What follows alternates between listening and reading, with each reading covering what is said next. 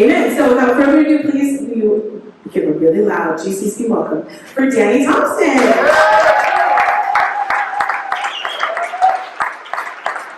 Oh my, so it is good to be here. I absolutely love the Thompsons. They are an amazing family, and I am thankful. We're just going to have to scrunch this around my ear. There we go. Scrunching now. So it is just an honor to be here. Mike and I go way back, and I just love, like, when I think of pastors, I go, Mike Thompson is like the pastor of pastors. The way he loves people is so phenomenal. And today, we're going to be looking at, I feel like this is like a pass for everybody else except dads in the room, but that's not true. You know, when you say, well, it's Father's Day, we're going to talk about Father's Day strategies. Mike, I'm just going to grab another microphone, or I'm going to be loud. That's just the way it's going to roll. Here we go. Taking this out. Tossing this. I do want that one. All right. Janae, you're a giver. Do I have to hold it? Yeah, hold it. All right. Okay, so I want to get started by saying this with dads, right? Being a great dad is a choice, right? And you're here, and I'm sure, like, at times we don't feel like great dads, and other times we feel good, but let me say this.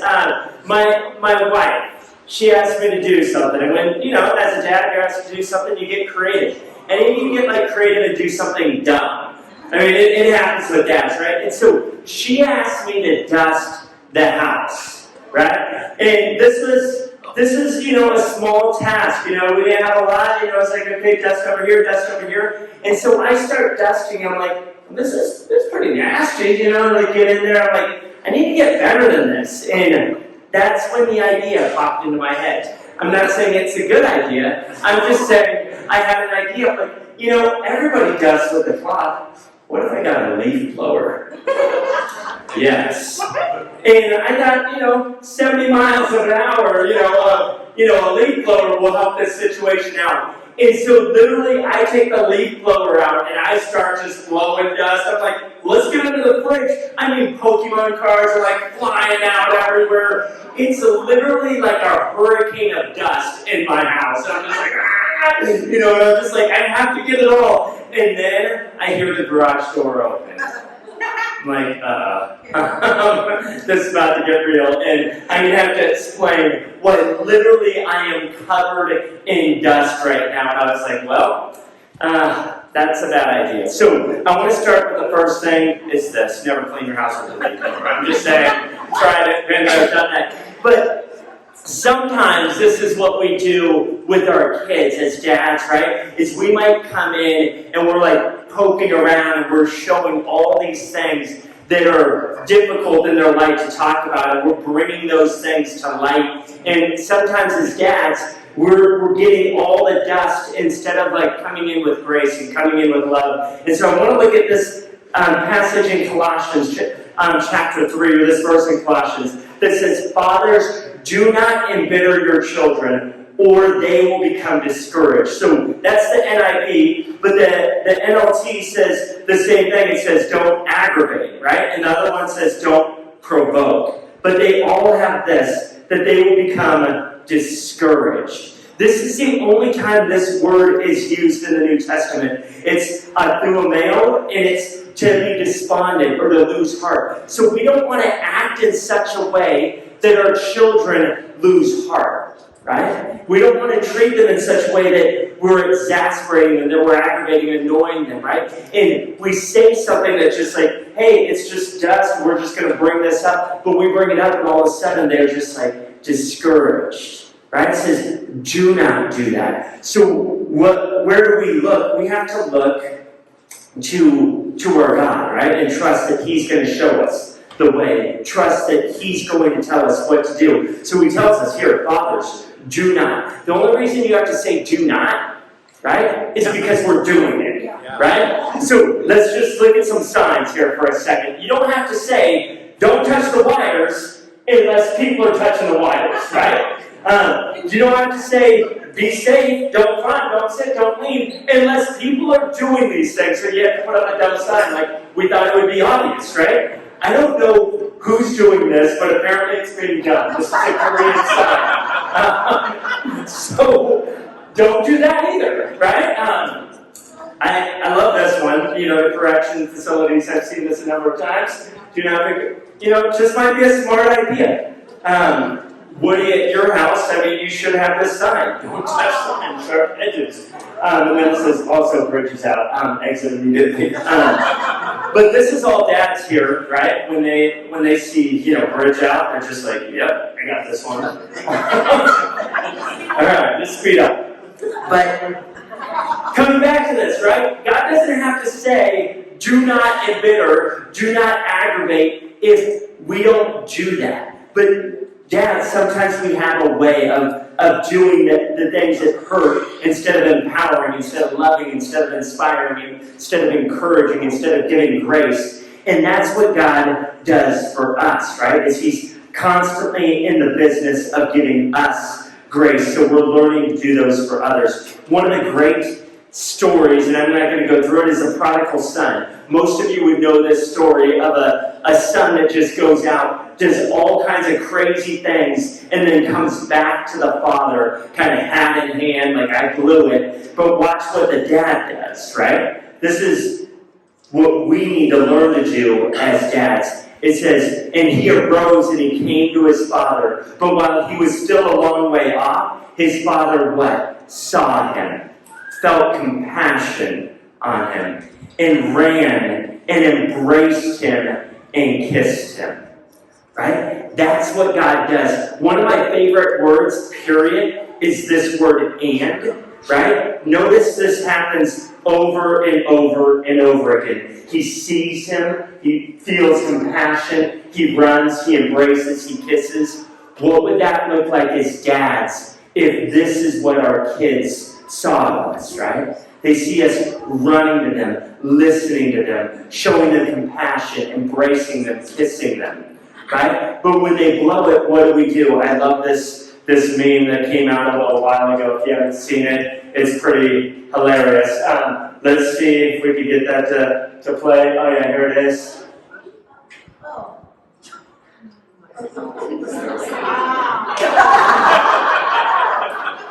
Yeah, that's our life right there. I feel like no other message is needed. Like, this is the story of humanity right here, right? And God doesn't go like, what is the matter with you? Why can't you ever do anything right? Why are you always going back, right? No. God says, I love you. Zephaniah 3:17 says, the Lord rejoices over you with singing, right? Are you rejoicing over your kids, even when they do dumb stuff again and again and again? And we realize that that's us, right? But God doesn't give up. So that's the number one right there. Here's number two, live an unbalanced life. We're always hearing about live a balanced life, but I think the picture that is given in the scriptures is one of an unbalanced life. So when we think about the Father, right, what does the Father do? This is Psalm 139. It says, you have searched me, O Lord, and you know me. And you know when I sit and when I rise. You perceive my thoughts from afar. You discern my going out and my lying down. You are familiar with all my ways, right? This is not a God who is balanced. He's disproportionate in his love, in his thinking, in his thoughts of us. It goes on in verse 4 to just say something absolutely incredible. It says this, how precious to me are your thoughts, O God. Were I to count the vast sum of them, they would outnumber the grains of sand. When I awake, I am still with you. So we see this, that the thoughts would outnumber the grains of sand. Right? That's how much God thinks about each one of us. It's disproportionate. God tips the scales on his affection for you. Right? Where are we in that tipping the scales for the ones that we love? Right? For our children. Where is it as dads, do they just see that we just cannot get enough of them, that we just love them, that we're willing to go the extra mile, right? And when we think about who we are in Christ, we want to be tipping the scales on investing in the things of the kingdom, right? We want to tip the scales on getting to know God and loving others as ourselves, right? We want to tip the scales on dating our wife, on talking with our kids, on loving them. We want to do everything we can to tip the scales to be more like God and His kingdom and what He has for us. I think of like what my kids, and two of them are here today, and they probably cringe when they tell them this story, but they know.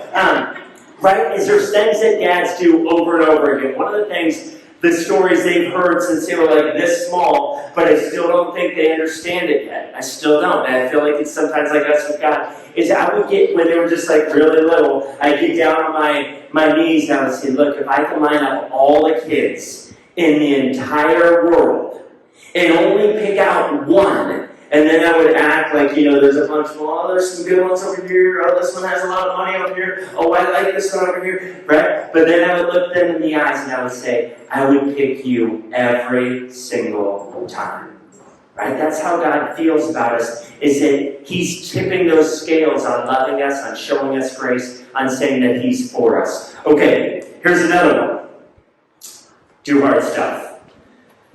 Right, there's a book I read a long time ago with my boys, was Do Hard Things, and we want to do hard stuff as dads. So I want to show you something in a minute. I'm going to have everybody read it together with me. There's 3 lines. We're going to read it together as a group. Okay, so here we go. You ready? 1, 2, 3.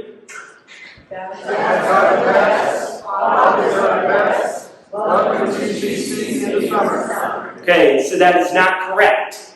That is not what it says. So, I'm going to show it to you. Here we go. Dads are the best.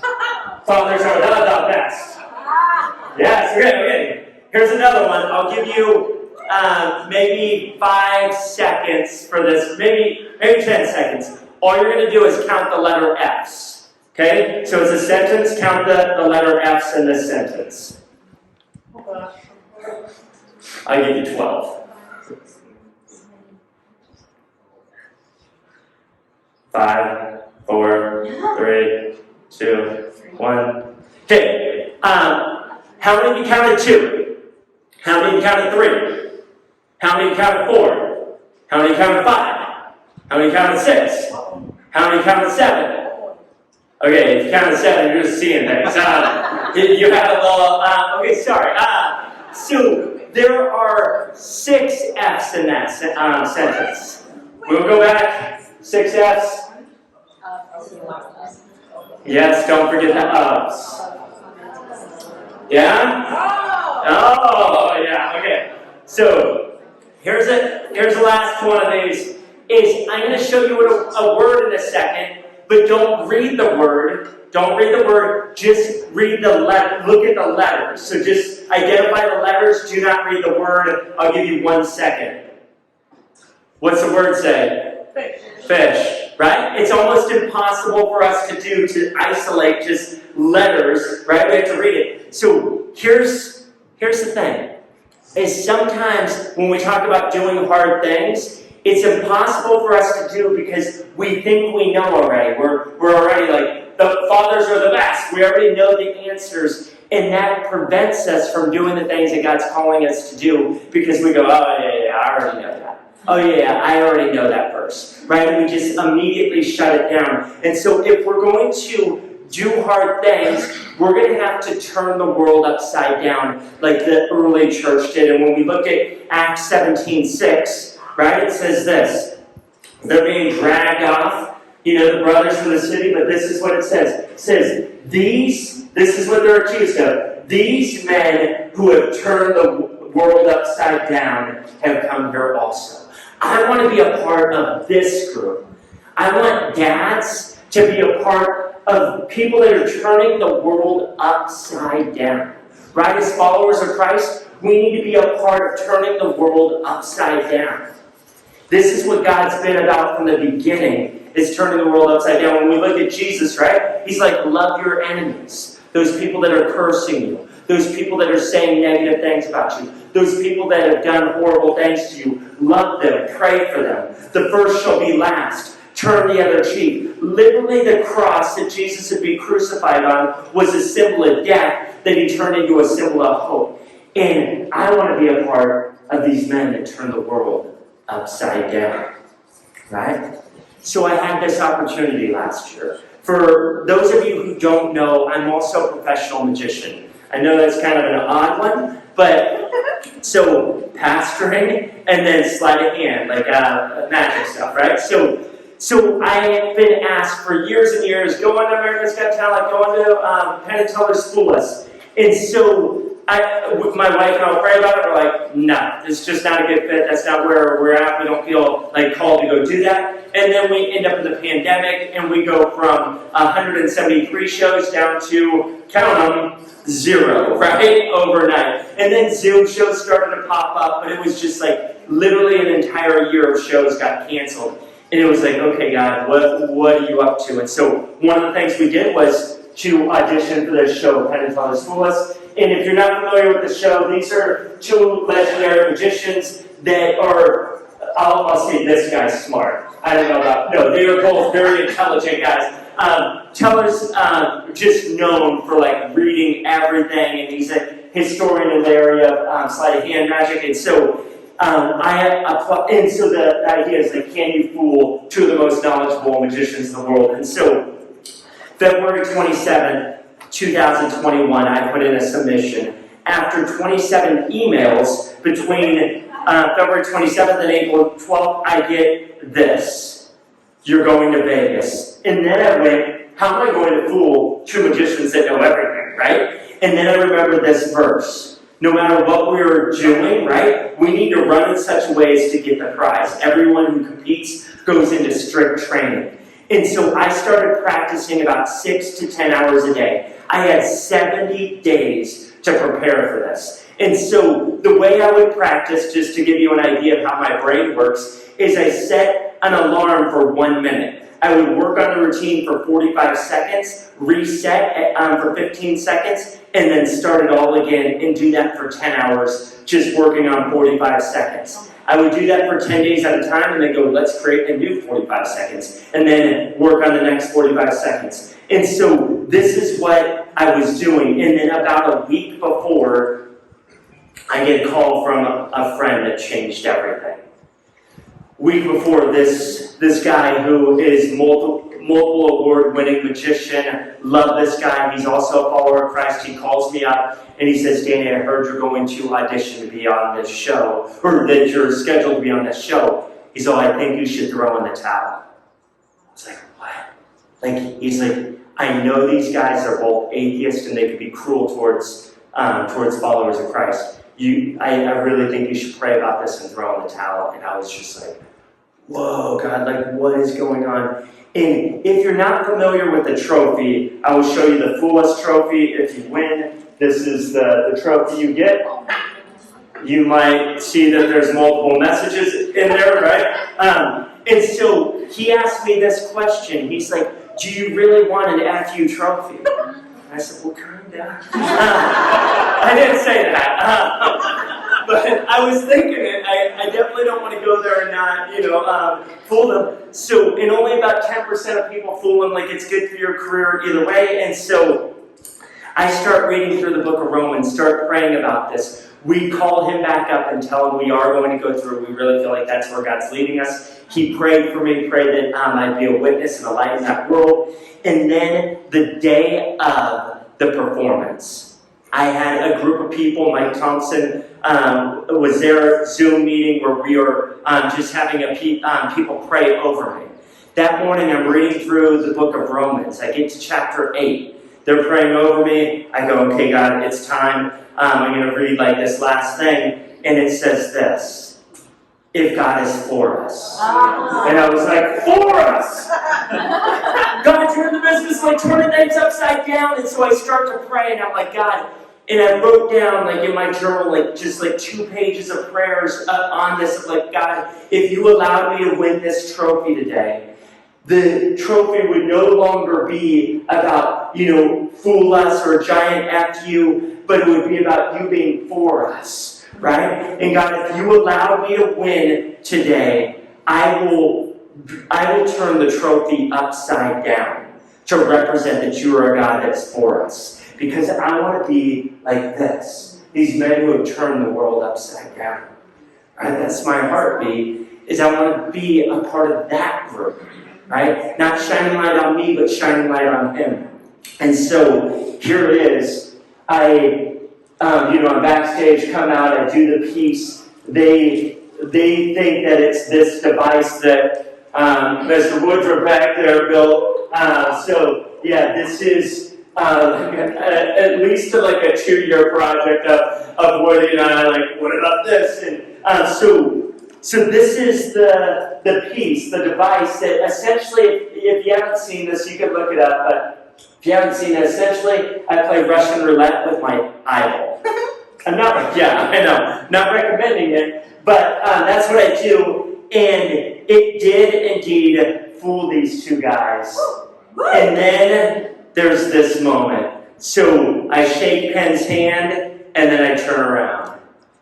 Turn the trophy upside down. Now, what doesn't look like a big deal here, there's nobody in the audience except the 2 executive producers, the director, the stage manager, a couple assistants, and some other people. Well, I walk off stage, and immediately they're like, hey, we need to get Danny back out here. And the guys backstage, they're like, no, we need to get the next act. They fight back and forth, going like, just bickering. But ultimately, I didn't know whether this would make it in or not. But this did make it in. And it's just this moment for me, a moment in time where I go, God, I want to be a part of turning the world upside down. Nobody else would really even notice it. Nobody's like, if you watch it in real time, it's like 1 second. But how can you as dads, as the body of Christ, right, how do we turn the world upside down? Let me give you another story. There's a friend of mine, a good friend of mine, his name's Joe Castaneda. His son, AJ.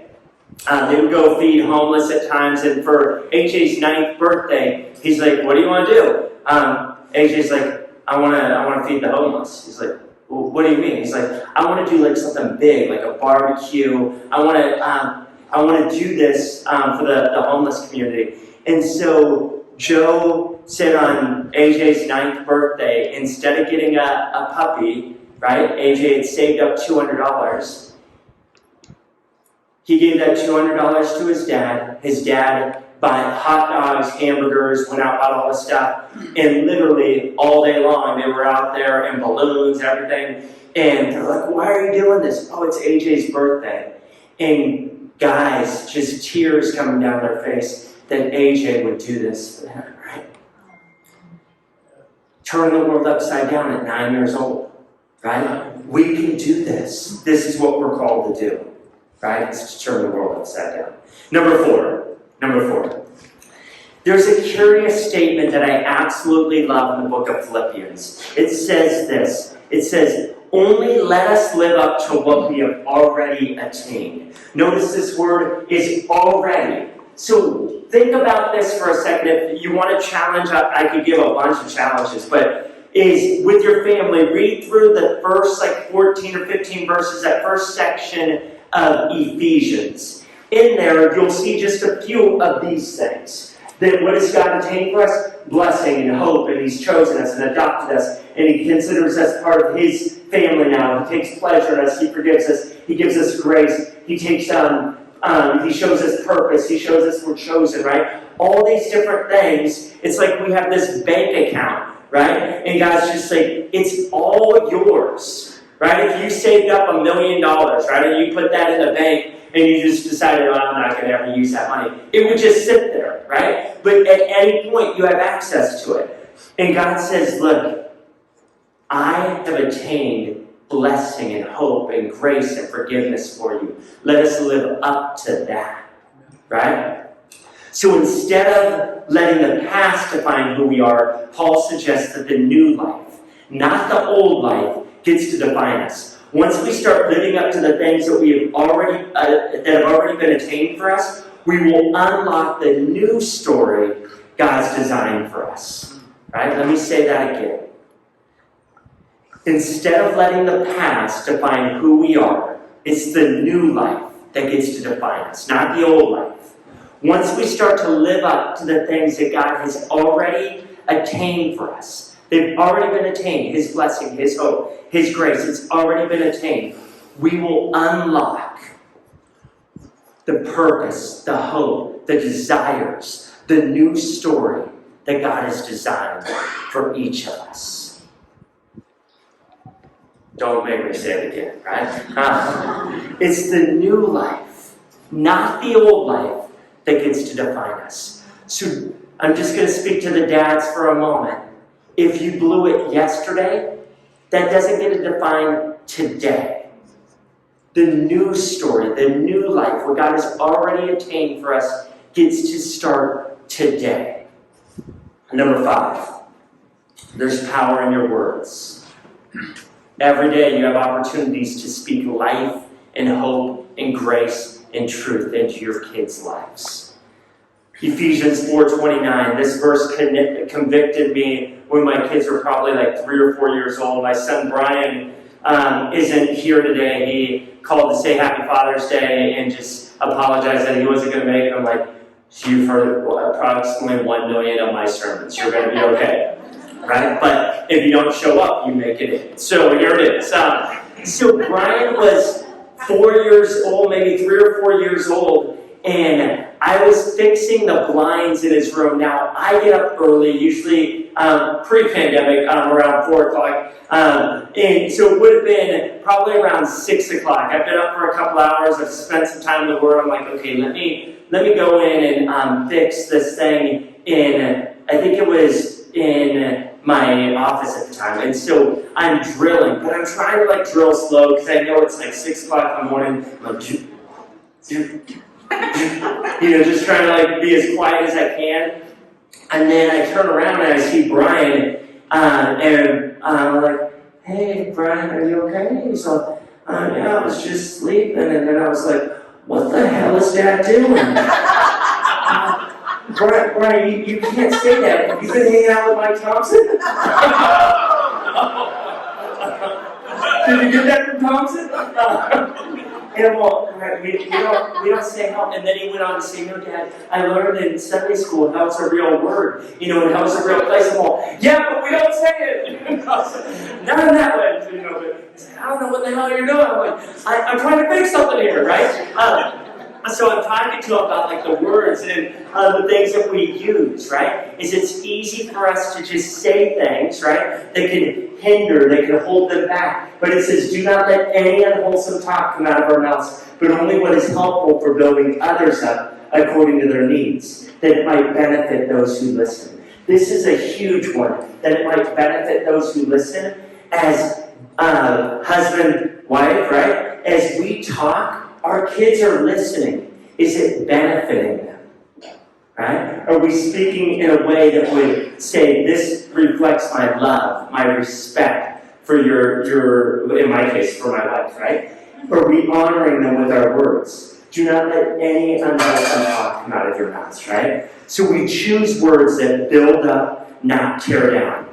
Here's another possible challenge. Maybe you need to take the next 10 days, take a sticky note, and just write something that's encouraging to one of your kids, maybe to your spouse, maybe to a coworker, but write out just words that speak truth, that speak joy into their lives, right? The words that you say to them shape them. Your words can bring joy, they can bring hope. This is the way Proverbs puts it. It says the tongue has the power of life and death. Are you choosing words that bring life? Okay, number 6. Carve out time to be with God. Now, this should be obvious as followers of Christ, but especially as dads, we get busy. We have a lot of stuff going on, but we need to figure out how do we carve out time to be with God. Because when we carve out time to be with God, it changes our parenting, right? Because we're learning from the Father what a good father He is. I don't know about you, but my dad, my biological father, right, took off when I was about 4 years old, right? His absence literally defined my young years, right? I was just angry and bitter and frustrated, didn't understand why a dad would take off on their kid. It just wrecked my brain. I pointed it back to me, right? I thought it was me. And here's this man that without ever saying a word just wrecked me, right? But at 17 years old, I came to faith in Christ. And I started to hear about this Father in heaven. And I had to wrestle with, if he's anything like my biological father, I don't want anything to do with him. But I started to see that he's a God that loves us, that he's a God that's for us, that he's a God that's with me, that will never leave me or forsake me. Right? Do your kids see that you are there for them, that you're learning to seek God, to be still, to pray, to wait on God, to listen to God? This is Mark 1:35. When I read this at 17, it's the reason I get up early. It's very early in the morning while it was still dark. Jesus got up, left the house, and went off to a solitary place where he prayed, right? He was in the business of taking time to carve out, to pray, to be with God, right? Are you carving out time to be with God? That time will change everything you do, from the way you think, to the way you speak to your kids, to your coworkers, to your spouse, right? We need to carve out time to be with God. There's an Olympic athlete, I want to end with this, his name's Matt Emmons. He's a rifle shooter, one of the greatest marksmen, at 100 yards out, he can split hairs. And he's won multiple gold, silver, bronze medals in the Olympics. But in 2004 in Athens, he was lined up for his final shot. He could literally hit it anywhere on the board. Like black, white, center, doesn't matter. If he hits it, he will be he'll win the gold. He'll be the Olympic champion that year again. And he aims at the target. He's perfect. Takes a breath, breathes out, fires. Hits it dead through. And it's completely silent. No cheers. Nobody going nuts. And he's wondering, what happened?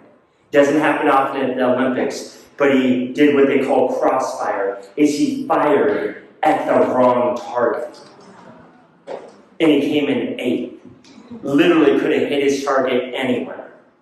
Came in 8th because he crossfired.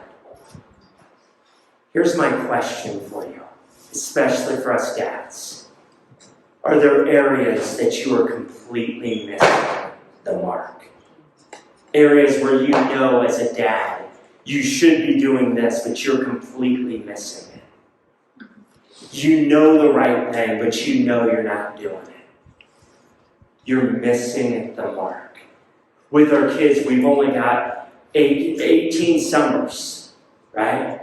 And then that's it. My youngest is 17, right? 18 summers, that's what we get. Not that parenting ends at 18, but those formative years, that's what we get. And if we keep missing the mark instead of saying, today, I'm not going out for lunch early, I'm going to miss something because I'm going to get prayed over, I'm going to get loved on, I'm going to tell somebody what's going on so that I can start to get back on track. Because just like a GPS, when we get off course, right? God doesn't say, you need to do all these things to get back on course. He says, I'm going to show you the new way from right where you are. Not that old life defining who you are, but the new life. Living up to what you've already attained. I know the plans that I have for you. Plans to give you hope in the future. And it starts today. So if you know you're misfiring, crossfiring, on the wrong target, there's guys here, women here that will pray for you, that will love on you, that will hear your story and help get you back on track. Don't be the guy that says, I can just do it, I'll be fine, right? We're designed to be in community. Gospel community, right? Don't go another minute crossfire. Let today be the day that you say, God, get me back on track, I need your help. Let's pray. God, I thank you for every person in here. Lord, I pray that we would walk away from here, Lord, living the new life, living into the new story, the new purpose, the new plan that you have for us. Help us to live up to what we've already attained. God, you've given us your blessing, your favor, your joy, your heart. Lord, we want to live into that. God, we love you. We need you. Would you speak to us and move us closer to your heart? In Jesus' name.